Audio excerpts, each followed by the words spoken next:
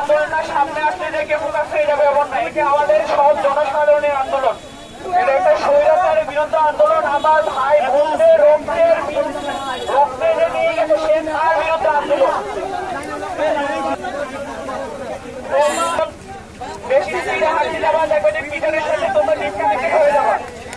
সবাই স্লোলি হাঁটার চেষ্টা করবা, কেউ উত্তেজিত হয়ে যাবে না, কেউ একটি হয়ে কারো গায়ে হাত দিতে যাবে না, কোনো দোকানপাট বা যানবাহনের মধ্যে ক্ষতি করতে যাবে না। তাহলে আপনারা সুন্দর করে বসুন। আমাদের এখানে যারা বড় ভাইয়ার আছে, ছাত্র সমাজ আছে, তারা আপনাদের বক্তব্য দেবে, কথা বলবে, আপনারা শুনবেন।